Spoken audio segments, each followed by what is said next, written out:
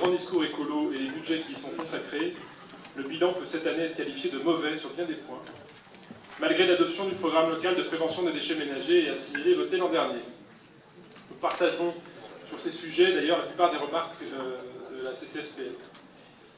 Le premier point d'entre eux est l'indice de réduction des déchets ménagers assimilés qui ne recule que de 4,5% en 8 ans, alors que l'État nous impose une baisse cumulée de 10% à fin 2020.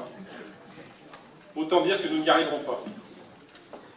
Alors même que cette année, la tendance s'est inversée dans le mauvais sens, avec une augmentation des quantités collectées, puisque celle-ci augmente de 1,6% juste sur un an, alors que la population a augmenté moitié moins sur la même période. Conclusion édifiante, la politique du « un mauvais déchet est un déchet qui n'est pas produit » n'est que pur verbiage, tant elle est en décalage avec la réalité. Le deuxième point, que nous qualifierons de désastreux, est la qualité du tri dans les poubelles vertes, ou jaunes, c'est selon, qui ne cesse de se dégrader, atteignant les 35,8% en 2018. Comment ne pas y voir l'échec total de votre politique de saupoudrage de subventions à vos amis associatifs et qui démontre donc une inefficacité rarement égalée. Il est certain qu'à partir du 1er janvier prochain, ce taux va s'améliorer, puisque la métropole va désormais trier et retraiter la grande majorité des emballages plastiques et métal. Mais là où le geste de tri n'est pas appliqué aujourd'hui, il n'y a aucune raison qu'il ne le soit véritablement demain, même si nous faisons des efforts pour récupérer tout ce qui peut l'être.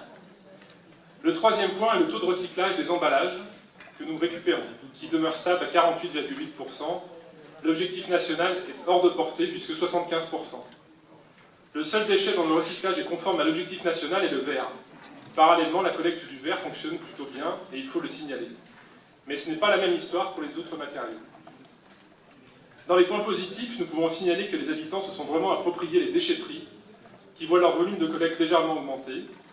De même, les dispositifs de collecte complémentaires aux déchetteries ont permis d'assurer de la proximité dans ce domaine. On peut parler de la collecte des sapins, que cette saison, des végétaux, de la déchetterie fluviale et des déchetteries mobiles, le développement du compostage collectif et la lutte contre le gaspillage alimentaire. Toutes ces actions reposent à la fois sur les services de la métropole et sur des associations. Nous regrettons que le rapport annuel, si pédagogique soit-il, omette 2 points importants. Premièrement, de faire un bilan global, qualitatif et quantitatif de toutes les subventions distribuées sur ces thèmes à une multitude d'associations censées améliorer les résultats. Deuxièmement, on voit apparaître dans le rapport une nouvelle carte cette année avec l'évolution de la quantité de déchets collectés par commune, avec les bons et les mauvais élèves. Voilà des années que le groupe Les Républicains et Apparentés réclame la même carte, mais avec la qualité du tri par commune. Si l'on veut améliorer celui-ci, autant cibler les zones prioritaires, non ? Pourquoi n'est-ce pas possible alors que manifestement, vous détenez des données très précises par commune? Nous sommes dans l'incapacité d'expliquer précisément ce que cela nous coûte, ce que cela nous rapporte, et pourquoi certains critères décisionnels sont si éloignés des objectifs que nous nous sommes fixés ou que l'État nous a fixés.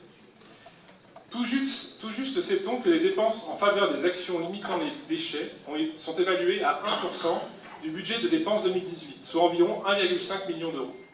Celle-ci aurait augmenté de 65% en 2018, soit 610 000 euros de plus, liés a priori au lancement du programme local de prévention des déchets ménagers et assimilés. On apprend aussi que les dépenses relatives aux messagers du tri s'élèvent à environ 1 100 000 euros, soit une enveloppe globale annuelle pour la partie prévention estimée à 2,6 millions d'euros. Monsieur le Président, Madame la Vice-Présidente, quand on voit le résultat à la fin de ce mandat, nous sommes en droit de vous demander des comptes sur ce sujet. Je vous remercie de votre attention.